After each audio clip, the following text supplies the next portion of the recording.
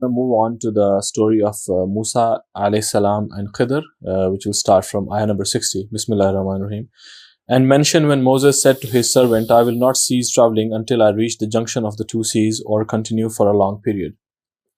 But when they reached the junction between them, they forgot their fish, and it took its course into the sea, slipping away.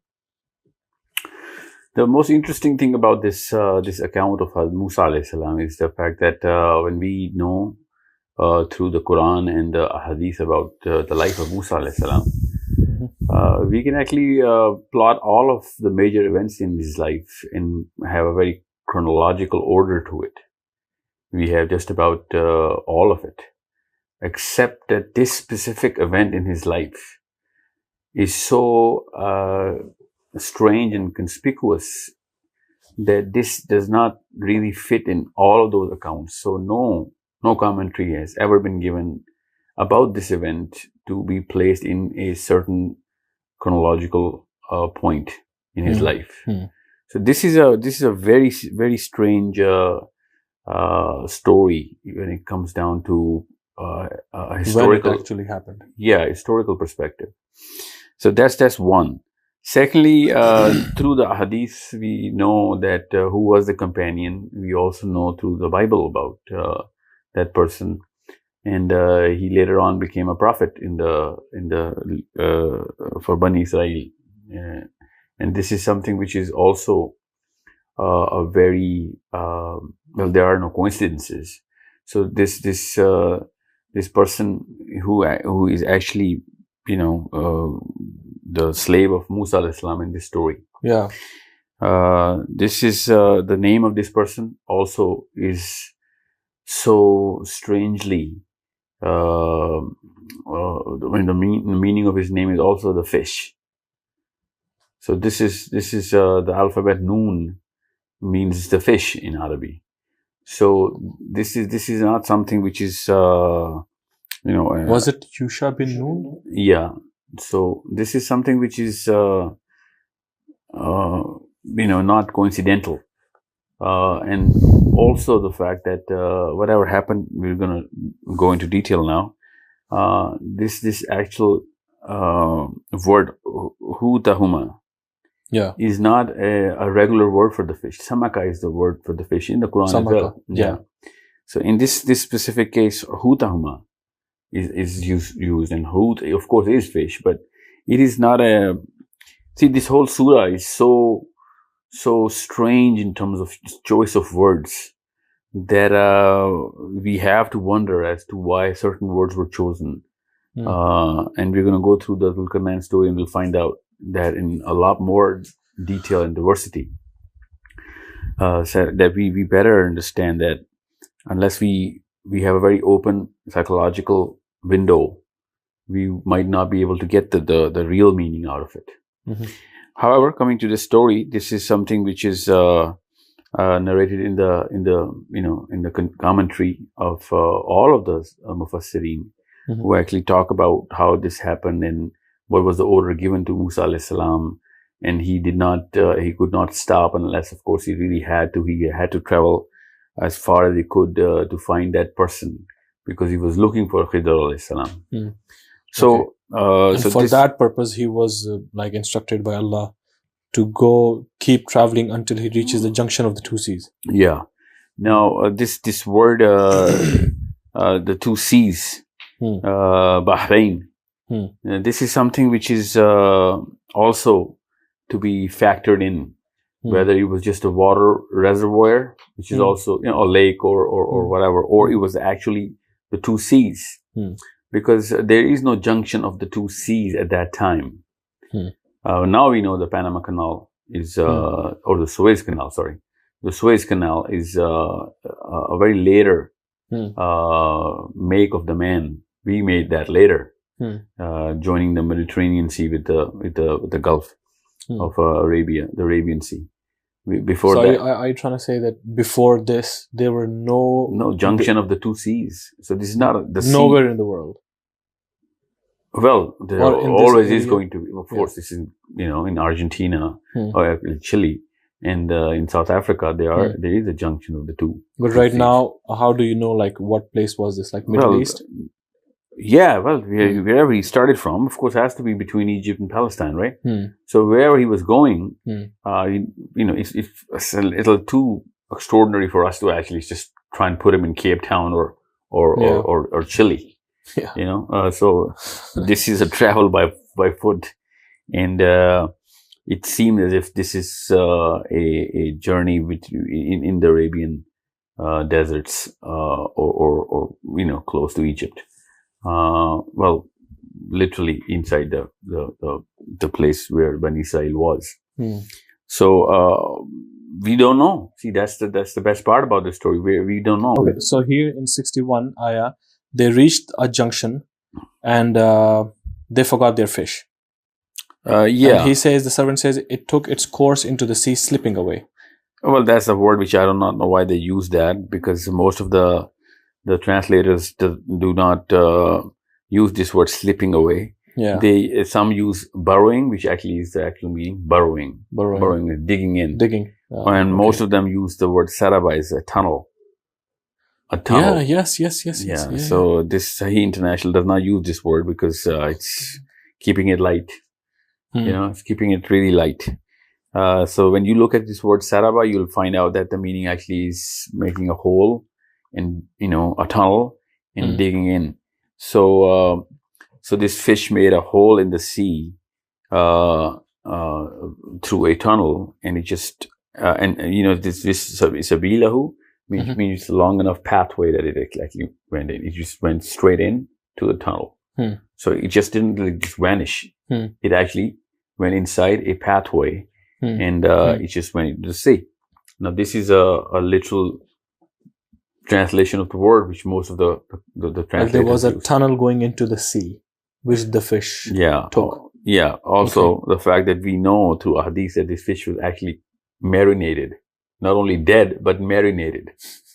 It was inside a box that they were carrying. He was not carrying a fish in his hand for the 100-mile journey. It was a packed up lunch. Then this fish actually took to life and made up a tunnel and went into the sea. Okay. Now this is not a small account here. This is actually, we know that even the Quran is actually referring, it was lunch. They were about to eat the fish. Yeah. So the fact that a dead fish actually, comes to life and just makes up a tunnel in the air and just, goes right in the depth of the water. Yeah. Means many things. First of all, is that there's a place which Musa alayhi salam was told about. The actual signs and indicators of that place was known to him. We will know in the next ayahs, because he's going to say that this is exactly where we wanted to go. And that was the sign of that actual place where the portal actually opens. And this is something which is not to be, disconnected with the story of the people of the cave and everyone, and the story of Zulkarnain. You'll find out what's the similarity and reminiscence about all this. However, this is something which is when we read again now after this perspective, and it would say that فَلَمَّا بَلَغَ مَجْمَعَ بَيْنَهُمَا نَسِيَ. He forgot when they reached the junction between them. They forgot their fish. Yeah. And it took its course into the sea, slipping away. This is what Sahih International says. Of course, it's not a coherent translation anyway when you read in English. Yeah. Dr. Ghali says burrowing. Okay, well, that's one. Yeah. We're getting closer. But most of the scholars use the word tunnel. Yeah. So when we go, let's just continue with this, because the choice of words is so awesome with this. Whatever these two, Musa alayhi salam and his companion are going to talk about now. Okay. Ayah number 62. When they had passed further, he said to his assistant, "Bring us our meal. We have certainly been exhausted by today's journey." That means the fish was already dead. And the servant said, "Remember when we were resting by the rock? I forgot the fish. Satan made me forget to pay attention to it, and it must have made its way into the sea. How strange." Al-Bahri Ajaba. So there's this parallel trick of shaitan going on so that he can make that place invisible to them. See, this is not like a big wooden door or a rock formation which shaitan can just try and distract them from. It is something which is like a barrier. It's just a doorway or a gateway which is in the air or in the ground, or it's it's like a dimensional door, interdimensional door. So shaitan actually wanted them to miss it out and just keep going further. And this is what's going on here. Wow. Yeah. So he said, did you see when we retired to the rock, when we were resting with the rock? Indeed, I forgot the fish and none made me forget except Satan. Yeah. Which means that, it was more of an attempt for them to just, not find that pathway. Because whatever is about to unfold, we'll see why shaitan would be actually putting it on priority to distract them. Yeah. So, and the one more thing about this, fil bahri ajaba. Yeah. Fil bahri ajaba is a very peculiar choice of word again. So, could you read the translation that you have? Because I have Sahih International. Okay, I have, I read Abdul Halim's already. I'm going to read from Dr. Mustafa Khattab. So he replied, do you remember when we rested by the rock? That is when I forgot the fish. None made me forget to mention this except Satan. And the fish made its way into the sea miraculously. Yeah, so miraculously. Another clear indicator that it was not an ordinary event. Yeah. Yeah. So the rock has to be around the water somewhere. Obviously, it was not right on the bank of water. Yeah. And even if it were on the bank of water, it doesn't even matter. But there are no rocks inside water they were resting on. This is a natural, they were just traveling and they just rested somewhere. Assuming it was dead on the brink of the shore, right? Let's just assume the easiest case scenario. Still, a dead fish jumping in, making a tunnel is something which is... And Dr. Ghali says, I forgot the whale. And in brackets he says, or large fish. This is why I can't... He couldn't be carrying a whale. Though. Yeah, they were not carrying a whale. But he says, or a large fish. Yeah. No, the regular question anyone would be actually asking right now is that if a fish is going to jump into water, is actually going to make a tunnel. Every swimmer does that. We actually call it a tunnel. Yeah. Every swimmer knows, because I'm a swimmer, so I know that we have to make the smallest tunnel to go faster. Yeah. It actually does make a tunnel in water. Every swimmer does that. So if it were just a regular fish jumping into and there's no portal, no nothing like that, then this word ajaba would not come here. Miraculously, yeah. Okay, so that's... But then, can't it still be a miracle when you have a marinated dead fish? Yeah, no, fil bahri ajaba. You have to understand that. Yeah, into the sea in an ajab strange way. Strange way. Okay. They didn't say, it just came to life in a strange way. They said it jumped through that tunnel very, very weirdly. So the way this fish went into the sea was strange enough that it is mentioned in the Quran that it was strange. Yes. Otherwise, they could just say that it jumped into the sea. Yeah, and that's the least of the extraordinary things which is going to happen. So the Quran is not emphasizing that. Okay. But this is something which is... So let's just continue. Okay. Okay. Ayah number 64. He said, that is what we were seeking. So they both turned back upon their tracks, retracing them. There you go. Now this solves everything. What were they seeking? They were seeking that tunnel. Subhanallah. Okay. So Moses, it clicks in his mind. Naturally, that was the point. Yeah. Fish coming to life is not something which they were seeking, because he said, give me my dinner. Yeah. You know what I'm saying? Yeah. If he would say, the fish came to life, that's exactly what we were seeking. That's not what's going on here. Yeah. He said the fish, when it went into the water, it made a tunnel. And Musa said, that's what we were seeking. Yeah. And that's what Shaitan made him forget at that point. So, because that's the physical point. That is so clear here. Yeah. That is what we were seeking. So, we plus the word zalika is a keyword here. So I have to understand this is how are we going to look into it. And I mean, it's common sense from here on. You know, two events are happening. One, the fish coming to life. Two, makes a weird tunnel into the sea. So after this, the actual wording of Allah subhanahu wa ta'ala is that he said, let's eat. And he said, oh, I forgot from the rock, and that I just remember now because I just forgot. Yeah. Shaitan made me forget such a big event. Yeah. So I remember that that fish made a tunnel in you know, and went into the water.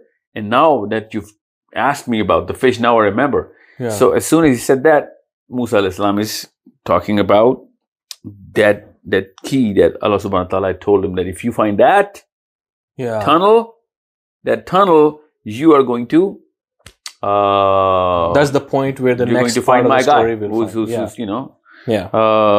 which why that's the point of the whole journey. Yeah. Okay. So it means Musa knew that something like this is going to happen. No. Musa knew that something like that is or maybe door. There's a door. There's a door there. Yeah. Or no, not just a door. My mistake. That if you have that sort of a door, these sort of things are going to happen. Yeah. Exactly. Okay. Yeah. That's what he meant. Okay. Also, that, you know, these portals, and there's another way of actually explaining it. I don't want to miss out on that because it might also get, I might have to use that angle. That if that kind of a portal, that kind of a, dimension is, there's a gate of that X amount of, X kind of dimension. I'll tell you what X means. Mm-hmm. X kind of dimension will have an X kind of effect here on this planet. So if a dead fish comes to life, then the dimension where there is no death, that's the doorway we were looking at. That's the other way of looking at it. It's not just the pathway, but whatever happened to the fish. And that also could be something Musa alayhi salam said, oh, okay, so the dead fish came to life. Okay, that's what we were seeking for. So it's not just the pathway, but the you know, reincarnation of the fish as well. Yeah. Both of those things could be a meaning here. Yeah. But we know that Khidr alayhi salam has this attribute of not dying. Yeah. Right? So if he's in a place where there is no death, as soon as he's going to open the doorway to that place, you know, whatever you bring in is going to come into life. Subhanallah. So both of these accounts have to be really carefully incorporated here separately. Yeah. But we cannot negate any one of them. The life of you know, the fish coming to life, and also a weird pathway. Okay. So Musa alayhi salam could be referring to either one of them. So that is exactly what we were looking for. So they returned, retracing their footsteps. Then they both found one of our bondmen. Okay, I'm going to read from Mustafa Khattab. They found a servant of ours, to whom we had granted mercy from us and enlightened with knowledge of our own. Yeah. Milladunna.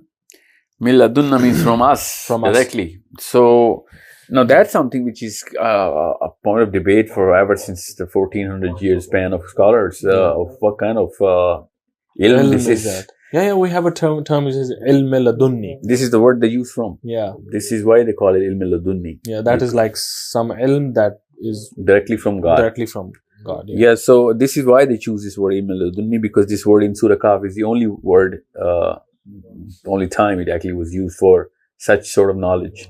Now, what is that knowledge? We will know in the next ayat. But you have to understand, there are two things that are to be noted here. The word that, you know, the translators miss here is another time. The second time the translators miss this word, that Allah has granted a special sort of mercy to this man. Okay, Musa is another person, you know. We are all under the mercy of Allah subhanahu wa ta'ala. But when Allah subhanahu wa ta'ala specifies that, you know, ataynahu rahmatan, this is something which we have literally given as a special. There is something else which he's enjoying, is this person. And and he has a knowledge that we've given. علمناه من لدنا. Yeah. So this is something which is we better take into account again of what's going on and what kind of world is this and what kind of person are we looking at here. We're talking about that guide and that is going to take Musa alayhi salam and his companion on a journey. Moses said to him, "May I follow you, provided that you teach me some of the right guidance you have been taught." Okay, we haven't debated on that person particularly, how he was particularly Khidr, and how has he been granted eternal life. Yeah, this is what I'm referring to about special rahim of Allah, because it could be either the knowledge that Allah subhanahu wa ta'ala gives, through which they can actually find out how to not be a part of our world and just keep on traveling from here and there, both interdimensions. Also, how to live for as long as Allah subhanahu wa ta'ala wants a person to, and not die a regular death, just like this. And also the fact that he could have access to all sorts of information regarding time and space and future and the whole timeline. Yeah, all of this could be taken as separate entities or accumulatively at the same time. Okay, so we know through ahadith that he's Khidr alayhi salam. Also, the scholars are unanimously agreed upon that this is Khidr. I was reading this documentary, commentary on comparative commentaries, and the whole Al-Sunnah scholars and Al-Tashi scholars were all unanimously giving detailed accounts. Different scholars had different references, but there was not even a single objection about him not being Khidr. Okay. So this is something which is again, the name is not mentioned. So, and plus it doesn't really matter what his name was. What matters is that there is a certain type of knowledge that this person has, and he's going to display that knowledge, and we'll find that out. So, okay, so may I follow you, provided that you teach me some of the right guidance you have been taught. He said, "You certainly cannot be patient enough with me." There you go. These are very important things here. Very, very important things. What is that entity which causes impatience to humankind? And that singular entity that causes impatience in our psychology, develops us, is the constant flow of time. Yeah. If we stop time, we are never going to be impatient. We only get impatient. We get trained on impatience because we know that there is a certain loss of time. Yeah. So this person says that the kind of place you're coming from is bound by time. So you do not have what it takes to be patient enough for this. Because here, where I am, there is no time. We can, we can stop here and, spend over 1,000 years and not do anything, and, we won't be able to. The next 1,000 years. Yeah, we won't be able to feel. And this is one of those things that ahadith say about Jannah. That, a person is going to just look at a woman, and he's going to keep looking at that woman for 1,000 years and won't be able to, get enough of her. So the point what I'm trying to make is that when we know that Jannah is timeless, and this person is also in a certain state of timelessness, naturally he's going to come in with this dialogue that, no, I'm sorry, he just assertively refutes Musa alayhi salam. Lan tastati'a means you just don't have it. No matter what you say, you just don't have it. It's not in your make. You're from the place where you're constructed through time. So everything that your chemistry actually does is not going to be a blood type match for this sort of dimension. So he, blatantly refuses this very notion of Musa alayhi salam that if you teach me, I'll learn and everything. And the first thing plus another point, that if that guy knew the future, so he knew this as well, that this guy is not going to be patient. I know, but he didn't say that you're not going to end up, you're going to end up being impatient. He said you don't have it. لن تستطيع. استطعت. Tastati'a means your capability. You just don't have it. He's not talking about an event that is going to happen, because he's going to talk about events later on. So, and the first thing that we missed out on here is that this is, look at the wording of Musa alayhi salam. He says, "May I follow you on that you can teach me from whatever you have." That means that was the purpose of the journey. He was going for this very knowledge. Musa alayhi salam is literally stating that I've been traveling for this very reason. That's the first thing he's talking about. Subhanallah. We found you, now can we do this? Because this is something which we know we've set on a very long journey for this. I don't want to see your face and say hi and hello and everything. I'm not here for dinner. I'm not here for sightseeing. I'm here for this knowledge, which we know through the attributes of Musa alayhi salam. He was so hungry for knowledge that it was one of his attributes. We know through ahadith that Musa alayhi salam was all about the thirst of knowledge. So this is something which is a very clear indicator as to why Musa alayhi salam wanted whatever he wanted and whatever he was saying. So this is something which is going to connect later on. So let's just continue. And it says, "Allim tarushda" means right guidance. In the last ayah? The right 66th guidance. ayah. Okay. So then... one more thing before we go further is that considering Musa alayhi salam's life, and we know what his life is all about and everything, let's just wonder for 1 minute here as to whatever is going to happen with Khidr and Musa alayhi salam. Assuming that whatever just happened according to what Musa alayhi salam wanted, which it didn't, because he said, no, what, no more. He's going to stop the journey halfway.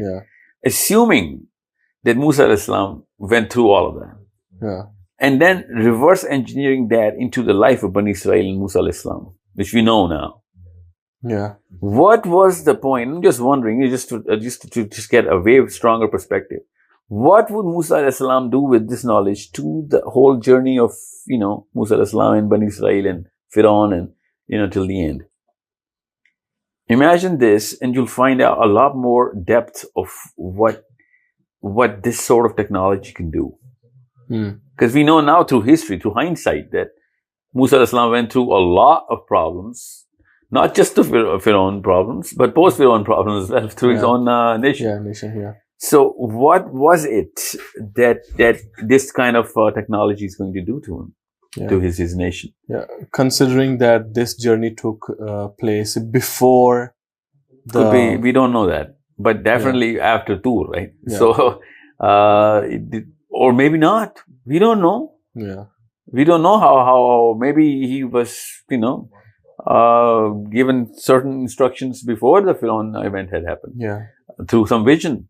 Or through a dream. I don't know. But most probably, this is way past his marriage. Because the kind of events he was going through the other Sharif, the old man, which you do not know whether he was a prophet or not, his father-in-law, the kind of personality he had, maybe he could have just, told him to because he told him to do 10 journeys.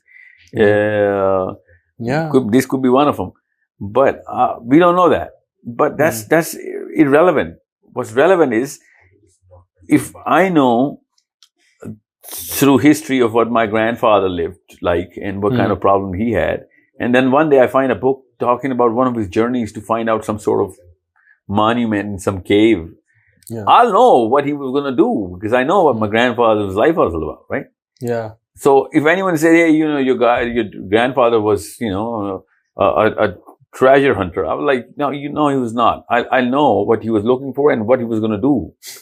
You know what I'm saying? In the hindsight, I would know now. So we can do the same sort of principle and and try and see, because we know so much about Musa alayhi salam's life and whatever was going on, that if it happened in pre-Fir'aun or pre-Madian, or post-Madian, or post-Palestine, then we can know different ways of why he wanted to know all of this stuff. Yeah. Okay? Or let's just assume that, we stop the wondering. Let's just say that Musa al-Islam just wanted this kind of knowledge. Yeah. Still the question mark. Why would a prophet, because the prophets are all about, the whole national interest of the world, right? And their people. So what was he going to do with this? This is something which we should better think about. Okay. So he said, you certainly cannot be patient enough with me. How could you be patient in matters beyond your knowledge? Mustafa Khattab says, and how can you be patient with what is beyond your realm of knowledge? There you go. That's a way better choice of words, because we'll find out why I just said that's a better choice of words. So he said, you will find me in case Allah so decides, patient, and I will not disobey you in any command of yours. Mustafa Khattab says, Moses assured him, you will find me patient, Allah willing, and I will not disobey any of your orders. Yeah, the ayah before that, وَكَيْفَ تَصْبِرْ وَكَيْفَ تَصْبِرْ, and then it continues, مَا لَمْ تُحِطْ. مَا لَمْ تُحِطْ means the scope. The scope it's not in your scope. Yeah. Patience is not even in you, because the knowledge that you have of the things that you know about, they do not have that kind of scoping. So you'll react. Yeah. Because I know the scope. That means the whole realm that you come from. That sort of thing. This what I'm about to do does not fit in the rationale. The scope is the rationale, right? Yeah. Yeah. So he's saying that Malam Tawhid means I know the capability of the realm, the rationale setting that you guys do in your dimension. Yeah. This is something which is going to be so wrong. Yeah. This is exactly what Musa al-Islam was objecting to. Wow. So he said, my rights and my wrongs are beyond your scope, because your rationale is on a totally different principle of judgment. Yeah. In a three-dimensional world. Well, no, it's not the physics here. This is philosophy. Yeah. This is philosophy he's talking about. That whatever your rationale is based on a single line judgment of morality, right? Yeah. And that morality creates a certain scope of what can be wrong. The jurisprudence. Yeah. The whole legal system that your mind can create. Yeah. That's the scope. Yeah. The hit means the scope. This is as far as you can think. So he said, Malam Tawhid means I'm beyond whatever you can think. You do not have it in your scoping. So my instrument of morality is different. Wow. Even though his instrument of morality later on turned out to be our instrument of morality. That's okay. Yeah. But the way he did it, he said that my instrument of morality is so big. Yeah. That your instrument of morality is so small that, Malam Tawhid. Yeah. That your scope is not as big as mine. Yeah. So what you'll think of what I'm going to do is absolutely wrong, even though I will be doing something absolutely right. Yeah. Subhanallah. You know what I'm saying? So this is something which is so important for us to understand, because Musa alayhi salam, we'll find out in the next verses, because Musa alayhi salam is kept on complaining as to, you did zulm, this is zulm. Because this instrument and this is a prophet we're talking about here. Yeah. You know what I'm saying? Yeah. We can't even comprehend as to what kind of knowledge Musa alayhi salam had. Yeah. And still he couldn't gather up enough scope of knowledge as to why this guy doing this. Justify what he was doing. Yeah. To his own brain, Yeah, exactly. And nobody else sent him but God, right? Yeah. So if I am sent by God to some place to meet somebody, by God, and this guy is doing some magic tricks here and there, I won't be like, hey, this is wrong, right? Exactly. Right? I'll be like, oh my God, wondrous, man. This is wondrous. Yeah. Because I know God sent me. God sent me to you. So he must be right, So this is not something, and the guys, before even doing his tricks, he's going to be like, no, you don't have what it takes, man. Yeah. So I'll be like, oh my God, this is something which is, Because when I read this, every single time I go through this, I'm still going through these goosebumps as to what was this is a trifecta here. God, Khidr al-Islam and Musa al-Islam. You know what I'm saying? These are trifecta. Yeah. And Musa al-Islam is in a certain realm of knowledge and rationale and psychology and of course philosophy. And Khidr al-Islam is in a totally different philosophy. Yeah. Even though the course of philosophy set by Allah subhanahu wa ta'ala, so it's right all across. Yeah. You know what I'm saying? So let's just put that to a test so that you guys would know what I'm talking about. If a guy who is being tried for murder comes in and says, you know what, I killed this little kid because I knew that this kid is going to turn out to be a murderer and he's going to kill 1 million people. Yeah. You know, a Muslim Holocaust sort of thing. Yeah. So I killed him. And no way. hold on. And he does show us the real of how that was going to happen. He still would be punished according to the rule of Islam for murder, and he will be killed. Yeah. You know what I'm saying? This is a rationale. Yeah. You have to understand what I'm talking about. This goes deeper. Okay? So if I say this is the future, I'm going to open a portal right now and look at what I did. I saved so many people by killing this guy. Even if the judge believes me that this portal is true and whatever, you know, I'm showing, I still should be punished by death for killing a person who has not committed a crime. Yeah. Yeah. So this is the, you know, such a magnificent event that is about to unfold here. So we can't just casually just wing it and just, you know, whiz through these ayahs and not go into detail about what this is going on. And this is a non-profit, no profit, a non-profit we're talking about. This guy is a regular person which is under the rahmah of Allah directly and getting a certain type of knowledge, which is, you know, which is not even comprehensible by us mere mortals of this dimension. Mere mortals, literally. Yeah. Because this guy is immortal. Okay. And how can you be patient with what is beyond your realm of knowledge? He said, Moses assured him, you will find me patient, Allah willing, and I will not disobey any of your orders. He responded, then if you follow me, do not question me about anything until I myself clarify it for you. Yeah, the word inshallah is a keyword here, okay? So just don't take it lightly. He said, and if you follow me, then do not ask me about anything until I make you a mention about this. Okay, so let's go on, because this is something which is about anything until rule. I myself clarify it. It's a rule. So they set out, but after they had boarded a ship, the man made a hole in it. Moses protested, have you done this to drown its people? You have certainly done a terrible thing. Spoken like a true prophet. Yeah. You know? Yeah. Amar bin Maluf wa nahi anil munkar. You know, this guy is doing whatever a prophet would do. Alayhi salam. Yeah. Okay.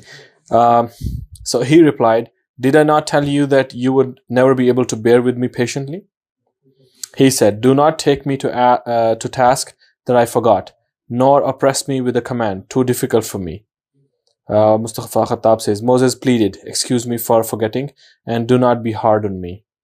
Yeah, one thing I always have wondered, ever since I was a kid, that you know, in the narration of the hadith, the first indicator of a Ravi is the fact that has to have an excellent memory. The first time I was 16, 15, that my teacher told me that, you know, even if a Sahabi used to say, now where are my keys? And somebody says, yeah, you know what? I remember him forgetting his keys. Yeah. This guy is not going to be put in the books of ahadith. Yeah. Okay. Yeah. And then this certainly is the rule. Yeah, that's the rule. And then sanukri'uka fala tansa. Yeah. Is the ayah. Yeah. The Prophet was afraid that how am I going to remember all of this? I should write it down. He said, Allah subhanahu wa ta'ala says, sanukri'uka فَلَا فَلَا تَنْسَ. تَنْسَ إِلَّا مَا شَاءَ اللَّهُ. Yeah. Okay? So, you have to understand, when a Ravi can't even forget, what pocket does he put his keys on in? You know what I'm saying? He has to have impeccable memory. And this is a prophet we're talking about who's forgetting over and over again a statement which he just gave 20 minutes ago. Yeah. You know what I'm saying? Naseet. 3 times this word, naseet. Yeah. And the companion of the prophet also forgets naseet, the fish. And he Yeah. says, Shaitan must have made me forget because I don't forget. Yeah. Another prophet is saying, Yeah. this word is coming up over and over again. I'm thinking, why are these guys forgetting all this so suddenly? Wow. You know? So that means very clearly that they're not an ordinary realm. Yeah. They're not in an ordinary realm, and this is something else going on, and they're just not adhering to the climate of that place really well. And I'm not talking about physical climate. I'm talking about the mental climate, which actually comes into coming into the dimension. Maybe they're which generally happens, overwhelmed, Yeah. or too lost, or too focused on certain things. Yeah. Well, no, they cannot be, because they have to be. I mean, this is something which is, like we know that any hyper brain activity will make you forget certain things. Well, I purposely am not going into the psychology of things here. I'm just talking the physiology of things. I am only going to the psychology here. But when this word says naseet, coming over and over again, I was always thinking that, why are you going so hard on the Sahabas for forgetting anything when the Prophet can forget stuff? Yeah.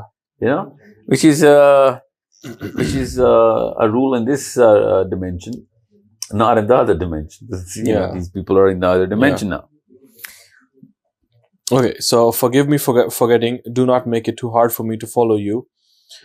So they proceeded until they came across a boy, and the man killed him. Moses protested, "Have you killed an innocent soul who killed no one? You have certainly done a horrible thing." Okay. He replied, "Did I not tell you that you would never be able to bear with me patiently?" Moses replied, "If I ever question you about anything after this, then do not keep me in your company, for by then I would have given you enough of an excuse." Yes. So they moved on until they came to the people of a town. They asked them for food, but the people refused to give them hospitality. There they found a wall ready to collapse, so the man set it right. Moses protested, "If you wanted, you could have demanded a fee for this." He replied, "This is the parting of our ways." I will explain before that, let's just do 87 again. So they said, we're not going into detail of everything, because I'm going to summarize the whole thing, and Khidr himself is going to summarize the whole thing later on. So I'm not going to do ayah by ayah in this one. But this is a critical point here. So when they set out until when they came to the people of the town, they asked its people for food. That means Khidr Islam, who does not die, you know what I'm saying? Musa Islam is not getting the attributes of Khidr Islam just because he's in that dimension. You have to understand that. He still is getting hungry and demanding food. This is something which we better take into account. And that means that, you know, the natural metabolic activity is going on there physically in this very ship. This is not a hocus pocus land. This is not a spiritual journey. Wait. So you say like they are in another dimension? Yeah.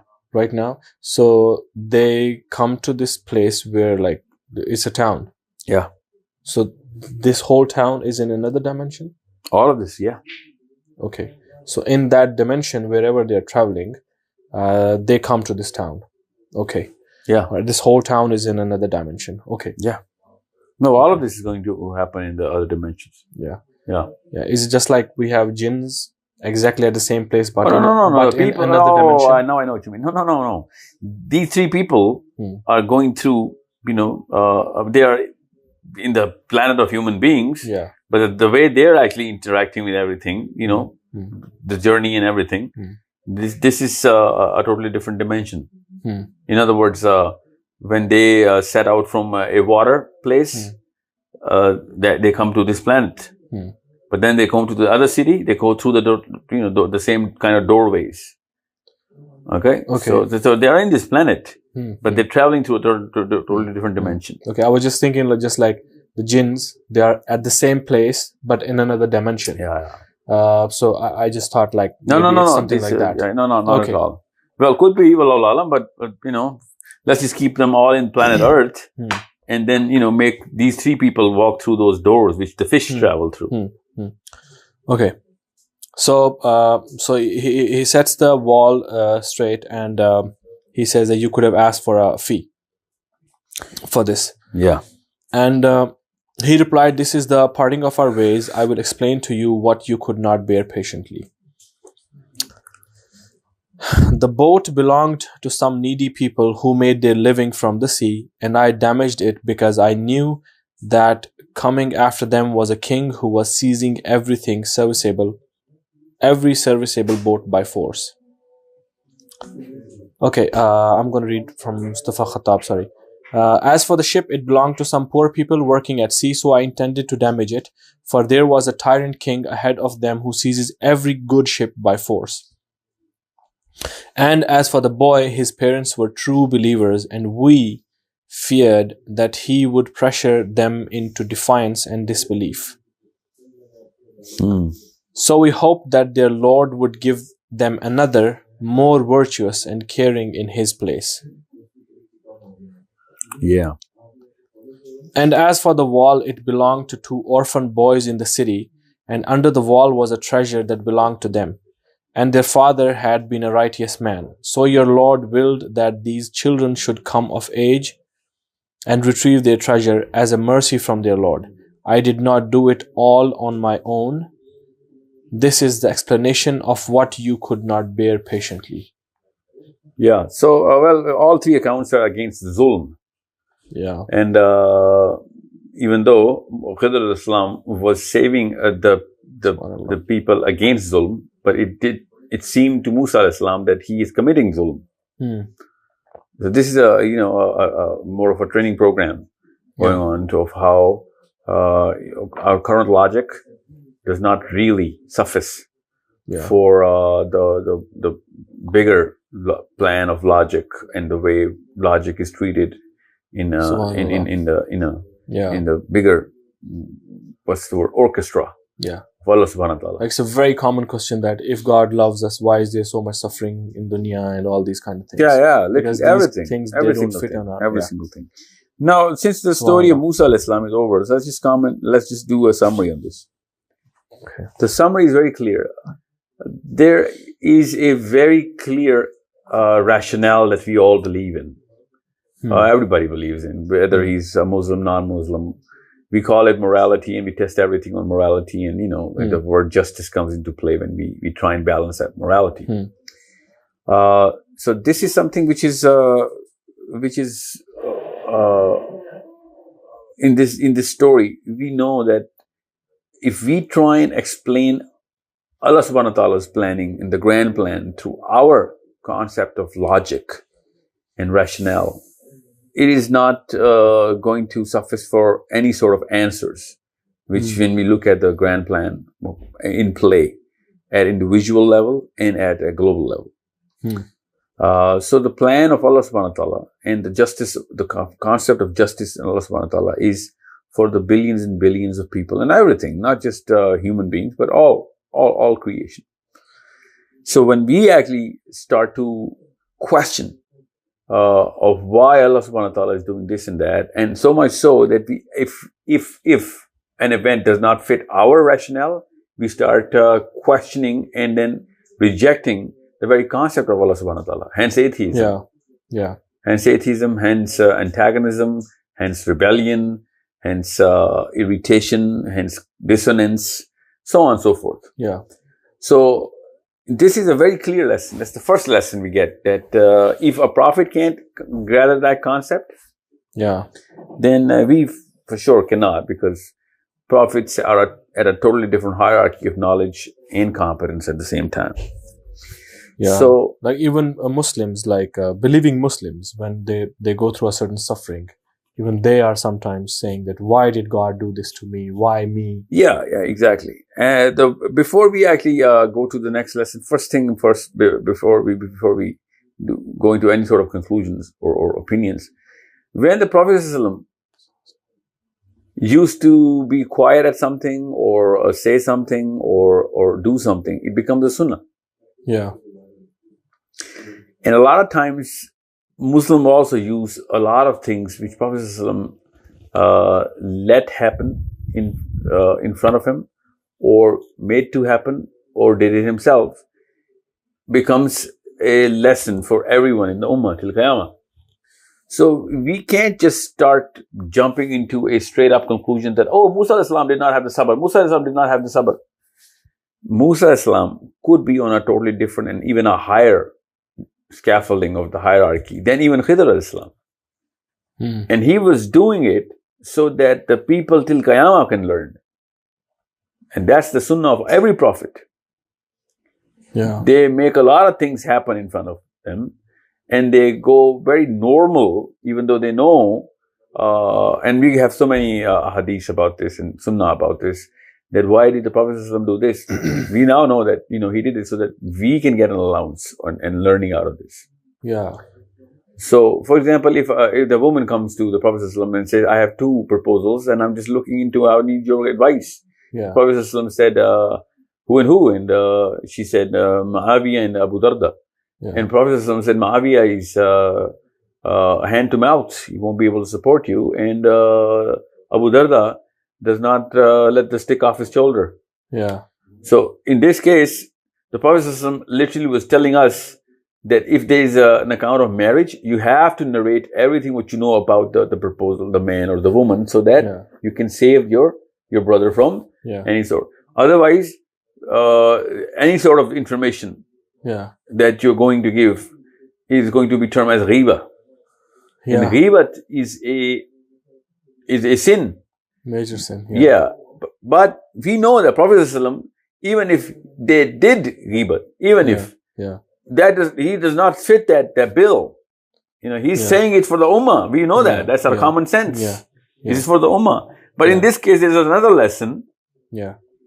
That in this specific case, you have to narrate, because tuhmat and ghibat are totally different things. So tuhmat is never allowed. But ghibat is definitely going to be a stipulation that, if a business deal is about to happen, you have to tell it. This guy is, he's got some red flags, buddy. Or in this case, he narrated the 2 attributes of these people that you want my advice. Here you go. You asked for advice. I'm going to give you advice. Otherwise, he would not have volunteered of narrating Muawiyah's plight or Abu Darda's, personality to the whole world. So, in this very case, using the same template on instrument, we put this on Musa Islam, and he becomes way more superior than Khidr. Even though Khidr said, you know what, you don't have what it takes. So Musa, you know what, I'm trying to train the last person from Qiyamah, man. So I'm going to do whatever a Muslim is supposed to say. Supposed to say that, why did you kill this guy? You know what I'm saying? I mean, just turn the tables around, and then you'll find out that, Musa Islam comes out as the winner, as, what, the bigger lesson is not just for me, man. It's for the billions and trillions of people that are going to come in, and they're going to learn that, if you see this, you have to stop it. Since I am actually told to let this happen, and we all think that, I'm just saying, I'm giving you an angle here, because it's a prophet we're talking about. If I did not have the hadith of the Prophet ﷺ about Musa Islam, that if Musa had waited for a little more, we could have gotten a lot more knowledge out of this guy. But that doesn't mean that Musa Islam did not have the sabr. Prophet ﷺ also is saying that if Musa had kept his plan going on, for 4 more accounts, we could have gotten 7 more accounts, right? Because 3 already we have. So we'll have to be really clear. Otherwise, I know a lot of Muslims just keep on blabbering so disgraceful things about Musa Islam that, look at this. He could not have. Why am I supposed to be patient if Musa is not patient? I know, I have heard this debate. I'm like, you don't even know the half of it, man. He was as patient as you can possibly imagine patience. He is actually setting a precedence for all of us. and so on. So coming back to the obvious lessons is that the first thing is that the biggest thing to learn from this is the adjustment Khidr Islam is doing. And understand we're doing a Dajjal perspective here. The biggest lesson that I actually got out of this is the fact that when Prophet said nobody can kill a Dajjal. Nobody can kill a Dajjal. That means only a prophet is going to come and kill Dajjal. Yeah. You know what I'm saying? So, when Khidr Islam is, in a place where, is not going to die, that means that, this is some sort of technology Dajjal could possibly having. Because this man certainly is traveling through portals, that's for sure. Yeah. That means he can only be killed inside his portal, or he gets pulled into this side of the planet. And that also is connected to the hadith that the last day of the Dajjal is going to be the single day of the planet. That means he's back in this portal, this dimension. This dimension, our dimension. Yeah. So as soon as he's going to come into our dimension, he's going to be killed. Yeah. Otherwise, in the dimension he is in, we cannot be killed. That's one.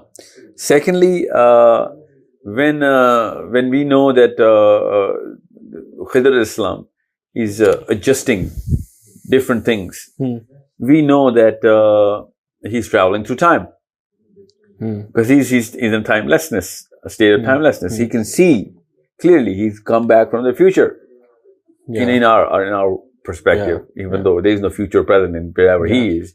He's just looking at that boy going up and causing a burden to his believer parents, so he kills him. Boy goes to heaven, parents go to heaven, because the boy is just a boy. He didn't commit that sin, so and the hadith says, the sin that you have not committed will not be punished, even though you wanted to. And the sawab that you wanted to commit, you didn't commit, you will be given credit to because you wanted to. So this is something which we know that the balance was done perfectly. The boy goes to heaven and the believers don't get burdened. So that's an adjustment he just did to knowing the future. Even if you're not traveling, you can just see it from wherever he's seeing it. Another aspect of time travel. And all three accounts were from the future and were mended in the present. The wall, the ship, and the child. So this is the second story after the Surah Kahf, which is narrating a trajectory of time. And even if we do not say trajectory, we can still say time, the concept of time. And the second similarity between Surah Kahf and this is the fact that they entered into a certain hole, which is a cave, and the fish entered, and Musa alayhi salam entered that very place, and went into a timelessness state. So the third thing is the fish coming to life, which is something which is Dajjal is going to be doing all the time. So when he's going to be putting dead people back into life, he has to be opening similar sort of doorways where or whatever happens if we are in that sort of a vicinity. So there are a lot of places where you can actually utilize this sort of things, this sort of concepts, and you can see that a lot of things are pretty similar. But that's something which is a little too extraordinary for us just to look over and look the other way. We have to keep into account all of these things, and I'm going to keep referring to Musa and Khidr's story later on as well, because inshallah, because it has a lot of implications in the time of Ad-Dajjal. And for all I know, whatever ilm Khidr Islam had from regular means, Dajjal got it from irregular means, and he's living in the same sort of places or same sort of dimensions. And this is why he's meeting Tamim ad-Dari, and is still going to come into the end of time. Sounds a lot like the technology Khidr Islam has, because he's been around for eternity. And the Shia text, puts Khidr al-Islam and Zulkarnain as first cousins. Wow. Yeah, and they also put the story of the fish somehow, not Musa al-Islam's fish. They actually have a story, which I don't really, refer to, because even they call it a weak narration, but the concept is still there. Zulkarnain's first cousin was Khidr al-Islam. And he gave 100 fish, one to everybody, a group of 100 people, to find the source of life, which is in some water, in some well on this planet. Wow. So they all went on a journey, and they all found the place which they say is the North Pole. And they saw 100 wells, but only one of them wells was the water of life. But Khidr al-Islam had forgotten his fish somewhere. That's what they have written. And everybody threw his fish in his well. Khidr al-Islam did not have a fish, but he had to, give a report back to the king. So he jumped into the well himself. And since he's the guy who actually was at the well of life, so he actually, got the gift. Drink it. Yeah. And what they say is that it's in the North Pole, and which science also says that the Ice Age actually covered all those, the world with ice, even though the first source of water is in the ice glaciers of the North Pole, source of life, which is not a Shia or a Sunni text. This is a totally different science that they're actually, going into that, the whole source of original fresh water through which all the life came about through evolution was frozen into the North Pole, which is a little too coincidental. I don't know. Could be. But even if we do put Khidr al-Islam as a cousin of Zulkarnain, even if we do, don't really change anything, because Khidr al-Islam is going to have that eternal past anyway, so he's going to meet Musa later on. However, this does connect Musa al-Islam with Zulkarnain to meeting the same guy. Yeah. And the concept of fish. And then calling this guy Yashur bin Nun from the word fish. And then, so on and so forth. Could be anything. And the thing to ponder upon here is that whatever the choice of words in the Quran is, the story is true. Yeah. Whatever happened is true. And the obvious lessons for everybody to be used in time of the Dajjal are also very clear right there. And we can't just take it casually. So again, a little bit more detail coming up in the next ayahs about Khidr al-Islam, inshallah, because the concept itself has to be invoked a lot of times. And that concept is called adjustments through time. And there are people like Khidr al-Islam, or even if he's alone and he's got copies of him, or maybe he's the one who's, since he's in timelessness, so why does he need copies? He can just, fix any time, anything, and just, because he has the time to make it back in time. So he's adjusting everything which is going on, and could be a million people going on wrong. So just don't disregard the Sufiyas and Sufism just like that. I'm not a follower, but you can't just disregard it because they actually literally claim it, that this is how it works. Okay, so that's how it works. Doesn't matter what you believe. What matters is what is the use of all of this in the time of Dajjal. So since Sufiyas and Sufism is not our topic, we're not going to go in that detail. But Dajjal, we are going into a lot of detail. So this is why Khidr and the place where he lives, or the way we can actually go and see this sort of place, is something right there in the Quran. And this is why I just keep on saying that, in the time of Dajjal, when we'll be heading towards the mountains, might not be such a bad idea just to go towards where the two seas are meeting. For people who are in any way in that kind of vicinity with, Bahrain, they can enjoy two different seas, and they can actually go into, or maybe that's exactly where because the hadith is that the throne of Shaitan is upon waters. Waters, yeah. And could be could be the fact that, this is how these And things are. Tamim hadith also say that they were traveling through the water. waters. Yeah, through water. That's an excellent point. That's also, the Dajjal also was on an island somewhere on some long lost water. Yeah. So,